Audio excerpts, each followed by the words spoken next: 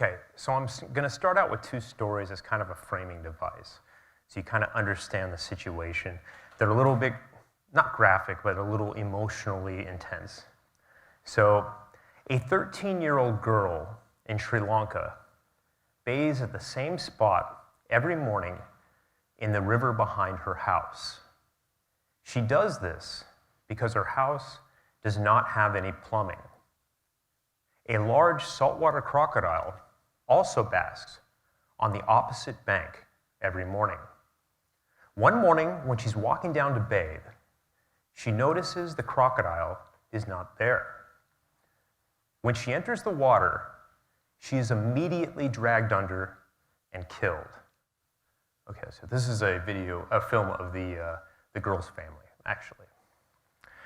And so the next area, we're going to go to the island of Sulawesi in Indonesia. A man is net fishing waist deep in an estuary at night. His friend is also fishing 50 meters upstream. Suddenly, screams ring out through the darkness. The man upstream runs down and shines his torch to see a crocodile swimming away with his friend's body. These are both true stories. When you are preparing to bathe, clean your dishes, or do your laundry, do you fear that an apex predator may be stalking you as its next meal? Do you experience these same fears while at your job? Chances are you probably do not.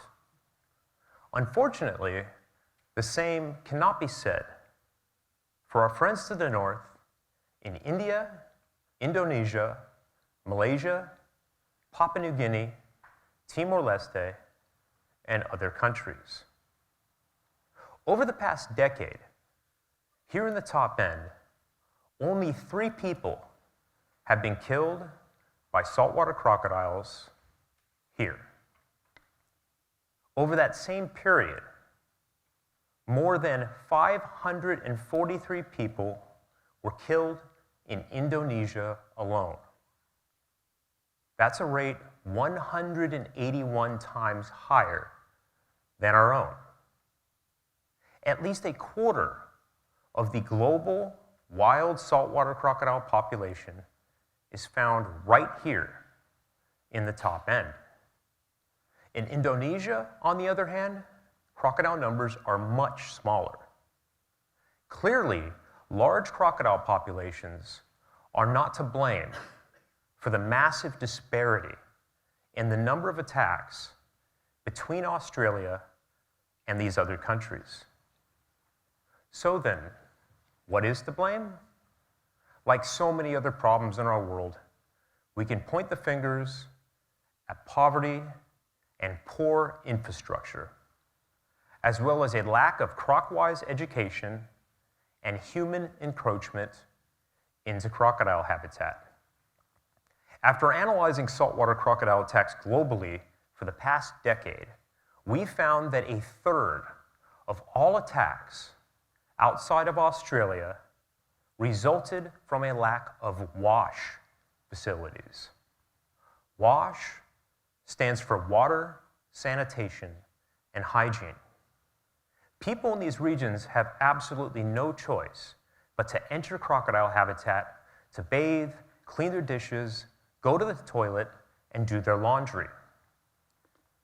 In Australia, on the other hand, none of the attacks resulted from a lack of WASH facilities. Not one. The next problem is livelihood and food related.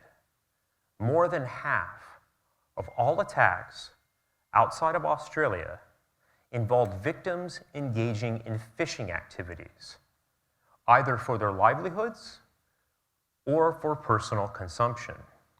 This often involved the victims being partially submerged net fishing, fully submerged spearfishing, or fishing from small canoes.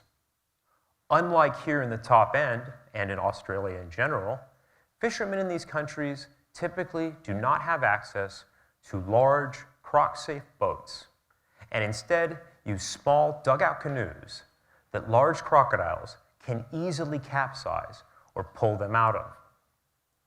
So then, how do we begin to address this issue while also preserving the crocodile population? Crocodile education programs, similar to the CrocWise campaign here in Australia, are a vital component of any attack reduction strategy.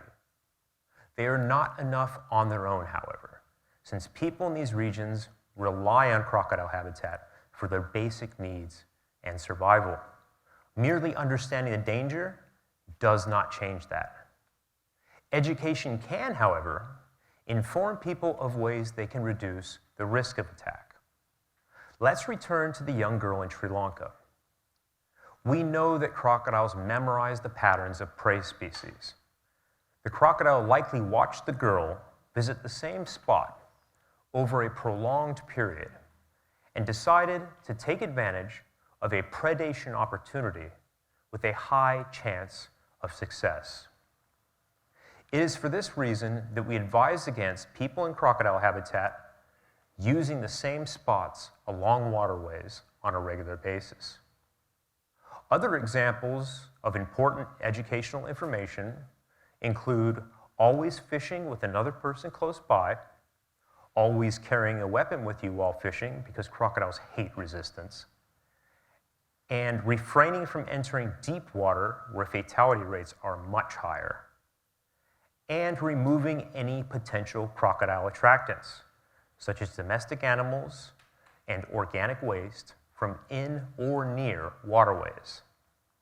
So this is all education. Preventing attacks entirely, or at least reducing them dramatically, is likely to require significant financial investment. Providing wash facilities, such as plumbing, freshwater wells, and water pumps, could prevent up to 30% of attacks. However, failing that, the placement of enclosed metal cages called crocodile exclusion enclosures, or CEEs, could make a difference.